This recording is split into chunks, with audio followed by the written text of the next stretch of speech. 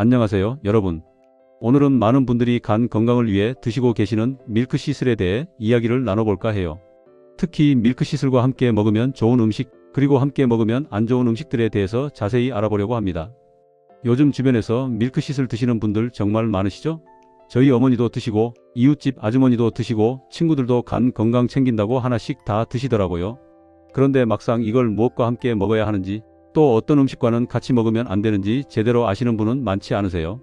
제가 지난주에 건강검진 받으러 갔다가 옆자리에 계시던 어르신과 이야기를 나눴는데요. 그분이 하시는 말씀이 밀크시슬을 몇 년째 드시는데 별로 효과를 못 느끼신다는 거예요. 자세히 여쭤보니까 커피랑 같이 드시고 계시더라고요. 이런 경우가 생각보다 정말 많아요. 먼저 밀크시슬이 우리 몸에서 어떻게 작용하는지부터 간단히 짚고 넘어가 볼게요.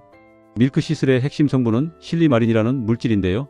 이 실리마린이 간세포를 보호하고 간의 해독 기능을 도와주는 역할을 해요. 그런데 이 실리마린이라는 성분이 지용성이에요. 무슨 말이냐면 물에는 잘 안 녹고 기름에 잘 녹는다는 뜻이죠. 바로 여기서 첫 번째 중요한 포인트가 나와요. 밀크시슬은 건강한 지방과 함께 먹으면 흡수율이 훨씬 좋아진다는 거예요.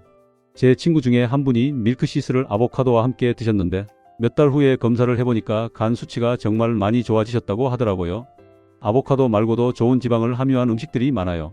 올리브 오일, 견과류, 특히 호두나 아몬드 같은 것들이 좋죠. 연어 같은 등푸른 생선도 오메가3 지방산이 풍부해서 밀크시슬과 궁합이 아주 잘 맞아요. 실제로 한 연구에서 밀크시슬을 지방이 포함된 식사와 함께 섭취했을 때 흡수율이 최대 3배까지 증가했다는 결과도 있었어요. 그런데 여기서 주의하실 점이 있어요. 건강한 지방이라고 해서 너무 많이 드시면 안 돼요. 적당량이 중요하죠. 하루에 아몬드 한 줌 정도, 호두 서너 알 정도면 충분해요. 올리브 오일도 샐러드 드레싱으로 한두 스푼 정도면 적당하고요.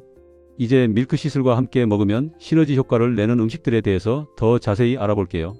비타민 E가 풍부한 음식들이 특히 좋은데요. 해바라기씨, 시금치, 브로콜리 같은 채소들이 대표적이에요. 비타민 E도 밀크시슬처럼 강력한 항산화 작용을 하거든요. 두 가지가 만나면 간세포 보호 효과가 더욱 강해져요. 실제로 제 지인 중에 한 분이 지방간 판정을 받으셨었는데요. 밀크시슬을 드시면서 매일 아침 시금치 샐러드를 함께 드셨어요. 거기에 올리브 오일 드레싱을 뿌려서요. 6개월 후에 다시 검사했더니 지방간이 많이 개선됐다고 하시더라고요. 물론 운동도 함께 하셨지만 음식 조합도 분명히 도움이 됐을 거예요. 아티초크도 밀크시슬과 궁합이 아주 좋은 음식이에요. 아티초크는 우리나라에서는 좀 생소하실 수도 있는데 요즘은 마트에서도 통조림으로 쉽게 구할 수 있어요. 아티초크에는 시나린이라는 성분이 들어있는데 이게 담즙 분비를 촉진해서 간의 해독 기능을 도와줘요. 밀크시슬의 실리마린과 아티초크의 시나린이 만나면 간 건강 지키는데 정말 든든한 조합이 되는 거죠. 민들레도 빼놓을 수 없어요. 민들레차 많이 드시잖아요? 민들레는 간의 해독 작용을 돕고 소화를 촉진하는 효능이 있어요. 밀크시슬을 드시고 1시간쯤 후에 민들레차 한 잔 드시면 아주 좋아요. 실제로 한방에서도 간 건강을 위해 이 두 가지를 함께 사용하는 경우가 많거든요. 강황도 정말 좋은 조합이에요. 강황에 들어있는 커큐민이라는 성분이 항염 효과가 뛰어나거든요. 간에 염증이 있을 때 밀크시슬과 강황을 함께 섭취하면 상승 효과를 볼 수 있어요. 다만 강황도 지용성이라서 후추나 올리브 오일과 함께 먹어야 흡수가 잘 돼요. 그래서 어떤 분들은 밀크시슬 먹을 때 강황가루를 조금 넣은 따뜻한 우유에 올리브 오일 한 방울 떨어뜨려서 드시기도 해요. 과일 중에서는 블루베리가 특히 좋아요. 블루베리에 안토시아닌 성분이 강력한 항산화 작용을 하거든요. 아침에 밀크시슬 드실 때 블루베리 한 줌과 그릭 요거트를 함께 드시면 정말 건강한 조합이 돼요. 그릭 요거트에는 적당한 지방이 있어서 밀크시슬 흡수도 도와주고 장 건강에도 좋으니까 일석이조예요. 녹차도 밀크시슬과 잘 어울려요. 녹차의 카테킨 성분이 항산화 효과가 뛰어나거든요. 다만 녹차는 밀크시슬 먹고 나서 한두 시간 정도 시간차를 두고 드시는 게 좋아요. 동시에 드시면 녹차의 탄닌 성분이 밀크시슬 흡수를 방해할 수 있거든요. 이제 정말 중요한 부분으로 넘어가 볼게요. 밀크시슬과 함께 먹으면 안 되는 음식들이에요. 이게 사실 많은 분들이 모르고 계시는 부분이거든요. 가장 먼저 커피 이야기를 해야 할 것 같아요. 아침에 밀크시슬 먹고 바로 커피 드시는 분들 정말 많으세요. 그런데 이게 좋지 않아요. 커피의 카페인 성분이 간에서 밀크시슬과 동일한 효소를 사용해서 대사되거든요. 쉽게 말하면 간이 커피를 처리하느라 바빠서 밀크시슬을 제대로 처리할 여력이 없어지는 거예요. 제가 아는 한 분은 몇 년 동안 밀크시슬을 꾸준히 드셨는데도 간 수치가 별로 안 좋아지셔서 이상하다고 하셨어요. 알고 보니까 매일 아침 밀크시슬과 아메리카노를 함께 드시고 계셨더라고요. 커피를 끊으시기는 힘드시니까 밀크시슬 먹고 최소 2~3시간 후에 커피를 드시라고 권해드렸어요. 그렇게 하시니까 몇 달 후에 간 수치가 눈에 띄게 좋아지셨다고 하시더라고요. 홍차나 녹차도 마찬가지예요. 차에 들어있는 탄닌 성분이 밀크시슬의 흡수를 방해해요. 특히 진하게 우린 차는 더 안 좋아요. 차를 드시고 싶으시면 밀크시슬과 최소 1~2시간 간격을 두시는 게 좋아요. 자몽도 조심하셔야 해요. 자몽은 많은 약물과 상호작용을 일으키는 걸로 유명하잖아요. 밀크시슬도 예외가 아니에요. 자몽에 들어있는 성분이 간의 특정 효소를 억제해서 밀크시슬의 대사를 방해할 수 있어요. 그러면 밀크시슬이 체내에 너무 오래 머물거나 반대로 너무 빨리 분해돼서 효과를 제대로 못 볼 수도 있어요. 술은 당연히 피해야 하죠. 밀크시슬을 간 건강을 위해 드시는 건데 술을 같이 드시면 의미가 없어요. 술은 간에 직접적인 손상을 주는데 아무리 밀크시슬을 드셔도 그 손상을 다 막을 수는 없거든요.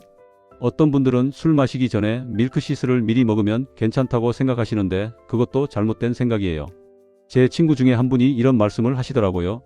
밀크시슬 먹으니까 술 마셔도 간이 보호될 거라고 생각하고 오히려 더 많이 드셨대요. 그런데 결국 간 수치가 더 나빠지셨어요. 밀크시슬은 간 건강을 지키는 보조제이지 술의 독성을 완전히 막아주는 만능 해독제가 아니거든요. 유제품도 조심하셔야 해요. 특히 우유나 치즈 같은 거요. 칼슘이 풍부한 유제품이 밀크시슬의 흡수를 방해할 수 있어요. 칼슘이 밀크시슬과 결합해서 흡수가 안 되는 형태로 만들어버리거든요. 만약 아침에 우유 드시는 습관이 있으시다면 밀크시슬은 점심이나 저녁 식사 때 드시는 게 나아요. 철분 보충제도 함께 드시면 안 돼요. 철분과 밀크시슬을 동시에 섭취하면 둘 다 흡수율이 떨어져요. 만약 빈혈 때문에 철분제를 드시고 계신다면 밀크시슬과는 최소 4~5시간 간격을 두시는 게 좋아요. 보통 철분제는 아침 공복에 드시고 밀크시슬은 저녁 식사 후에 드시는 식으로 시간을 조절하시면 돼요. 제산제나 위장약도 주의하셔야 해요. 위산 분비를 억제하는 약들이 밀크시슬의 흡수를 방해할 수 있거든요. 밀크시슬이 위에서 적절히 분해되려면 어느 정도의 위산이 필요한데 제산제가 그걸 막아버리는 거예요. 만약 위장약을 드시고 계신다면 의사 선생님께 밀크시슬을 같이 먹어도 되는지 꼭 여쭤보세요. 항응고제 드시는 분들도 조심하셔야 해요. 와파린 같은 혈액 희석제를 드시는 경우인데요. 밀크시슬이 이런 약의 효과를 변화시킬 수 있어요. 더 강하게 작용하게 할 수도 있고 반대로 약효를 떨어뜨릴 수도 있어요.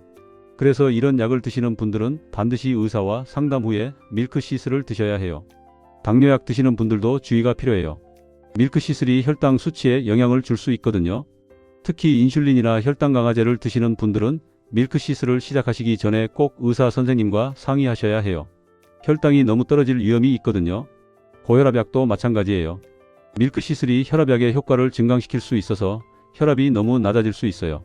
특히 칼슘 채널 차단제 계열의 혈압약을 드시는 분들은 더 조심하셔야 해요. 항히스타민제, 그러니까 알레르기 약이나 감기약도 밀크시슬과 상호작용할 수 있어요. 특히 졸음을 유발하는 1세대 항히스타민제는 밀크시슬과 함께 먹으면 졸음이 더 심해질 수 있어요.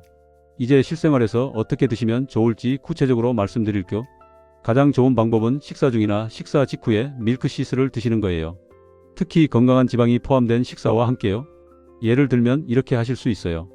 아침에는 통곡물 빵에 아보카도를 발라 드시고 거기에 삶은 계란 하나, 그리고 토마토나 시금치를 곁들이세요. 이렇게 드시고 나서 밀크시슬을 드시면 완벽해요. 건강한 지방도 있고 항산화 성분도 풍부하고 단백질도 충분하니까요. 점심에는 연어구이나 고등어구이 같은 등푸른 생선에 브로콜리, 당근 같은 채소를 곁들여 드세요. 거기에 올리브 오일로 드레싱한 샐러드를 추가하시면 더 좋고요. 식사 후에 밀크시슬을 드시면 흡수율이 아주 높아져요. 저녁에는 좀 가볍게 드시는 게 좋아요. 견과류 한 줌과 블루베리 같은 베리류 과일, 그리고 그릭 요거트 조금 드시고 밀크시슬을 드셔도 좋아요. 너무 배불리 먹고 밀크시슬을 드시는 것보다는 적당히 드시고 소화가 잘 되는 상태에서 드시는 게 나아요. 물도 충분히 마시는 게 중요해요. 밀크시슬이 간의 해독 작용을 돕는데 해독된 노폐물을 몸 밖으로 배출하려면 물이 필요하거든요. 하루에 8잔 정도는 드시려고 노력하세요. 다만 밀크시슬을 드실 때 물을 너무 많이 한꺼번에 마시면 위액이 희석돼서 소화가 잘 안 될 수 있으니 적당량의 물로 드시는 게 좋아요. 타이밍도 중요한데요. 매일 같은 시간에 드시는 게 좋아요. 우리 몸이 일정한 리듬에 익숙해지면 더 효과적으로 작용하거든요. 어떤 분들은 아침에 드시는 게 편하고 어떤 분들은 저녁에 드시는 게 편해요. 본인 생활 패턴에 맞춰서 정하시되 정한 시간은 꾸준히 지키시는 게 중요해요. 제가 아는 한 분은 휴대폰 알람을 맞춰 놓으셨어요.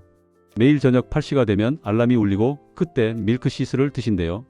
처음에는 깜빡깜빡 하셨는데 알람 덕분에 3개월째 하루도 안 거르고 드시고 계신다고 하시더라고요. 계절에 따라서도 조금씩 조절하시면 좋아요. 여름에는 땀을 많이 흘리니까 물을 더 충분히 드시고 겨울에는 따뜻한 음식과 함께 드시면 소화도 잘 되고 좋아요. 봄에는 나물 같은 계절 채소와 함께, 가을에는 호두나 밤 같은 견과류와 함께 드시는 것도 좋은 방법이에요. 여행 가실 때는 어떻게 하시냐고요? 밀크시슬은 휴대하기 편하니까 꼭 챙겨가세요. 여행 중에는 식사가 불규칙해지기 쉬운데 그래도 밀크시슬만큼은 챙겨 드시는 게 좋아요. 다만 여행지에서 낯선 음식을 드실 때는 평소보다 신중하게 선택하세요. 특히 기름진 음식을 너무 많이 드시면 간에 부담이 될 수 있으니까요. 외식하실 때도 마찬가지예요. 가능하면 구이나 찜 같은 건강한 조리법으로 만든 음식을 선택하시고 튀김이나 기름진 음식은 조금만 드세요. 그리고 식사 후에 밀크시슬을 드시면 돼요. 이제 몇 가지 더 알아두시면 좋을 것들을 말씀드릴게요. 밀크시슬의 효과를 보려면 최소 3개월은 꾸준히 드셔야 해요. 한두 달 드시고 효과가 없다고 포기하시는 분들이 계신데 간 건강은 장기전이에요. 천천히 좋아지는 거거든요. 그리고 밀크시슬만 믿고 나쁜 식습관을 계속 유지하시면 안 돼요. 술 자주 드시고 야식 드시고 기름진 음식 자주 드시면서 밀크시슬만 열심히 드시는 건 의미가 없어요. 건강한 식습관과 규칙적인 운동, 충분한 수면이 기본이고 거기에 밀크시슬이 더해지는 거예요. 스트레스 관리도 중요해요. 스트레스를 많이 받으면 간에도 부담이 가거든요. 명상을 하시든 산책을 하시든 본인만의 스트레스 해소 방법을 찾으시는 게 좋아요. 정기적인 건강검진도 잊지 마세요. 밀크시슬을 드시면서 간 수치가 어떻게 변하는지 확인하시는 게 중요해요. 6개월에 한 번 정도는 간 기능 검사를 받으시는 걸 권해드려요. 마지막으로 한 가지 더 말씀드리고 싶은 게 있어요. 밀크시슬의 품질도 중요해요. 너무 저렴한 제품은 실리마린 함량이 낮을 수 있어요. 제품을 고르실 때는 실리마린 함량이 표시된 것을 선택하시고 가능하면 품질 인증을 받은 제품을 선택하세요. 보관도 잘 하셔야 해요. 직사광선을 피하고 서늘한 곳에 보관하세요. 습기에 약하니까 냉장고에 넣으시는 것보다는 실온에 서늘한 곳이 나아요. 개봉 후에는 가능한 한 빨리 드시는 게 좋고요. 가족 중에 밀크시슬 드시는 분이 계시다면 오늘 제가 말씀드린 내용을 꼭 공유해 주세요. 같이 먹으면 좋은 음식들로 식단을 구성하시고 피해야 할 음식들은 시간차를 두고 드시도록 하세요. 혹시 지금까지 잘못된 방법으로 드셨다고 해서 너무 걱정하실 필요는 없어요. 지금부터라도 올바른 방법으로 드시면 돼요. 우리 몸은 생각보다 현명해서 제대로 영양을 공급해주면 스스로 회복하는 능력이 있거든요. 간 건강은 정말 중요해요. 간이 나빠지면 온몸이 힘들어지거든요. 피로하고 소화도 안 되고 피부도 나빠지고 전반적인 삶의 질이 떨어져요. 그래서 지금부터라도 간 건강에 관심을 가지시고 밀크시슬을 올바르게 섭취하시는 게 중요해요. 오늘 말씀드린 내용 중에서 가장 중요한 것 몇 가지만 다시 정리해 볼게요. 첫째, 밀크시슬은 건강한 지방과 함께 드세요. 아보카도, 견과류, 올리브 오일, 등푸른 생선 같은 것들이요. 둘째, 커피나 차는 밀크시슬과 시간차를 두고 드세요. 최소 2-3시간은 띄우시는 게 좋아요. 셋째, 술과 밀크시슬은 절대 같이 드시면 안 돼요. 넷째, 약을 드시고 계신다면 의사 선생님과 꼭 상담. 이 4가지만 잘 지키셔도 밀크시슬의 효과를 훨씬 더 잘 보실 수 있을 거예요. 그리고 무엇보다 꾸준함이 중요하다는 것 잊지 마세요. 여러분의 건강한 간을 위해 오늘부터 실천해 보시면 어떨까요? 작은 변화가 큰 결과를 만들어내는 걸 분명히 경험하실 수 있을 거예요. 건강하고 활기찬 매일 보내시길 바라면서 오늘 이야기는 여기서 마치도록 하겠습니다. 감사합니다.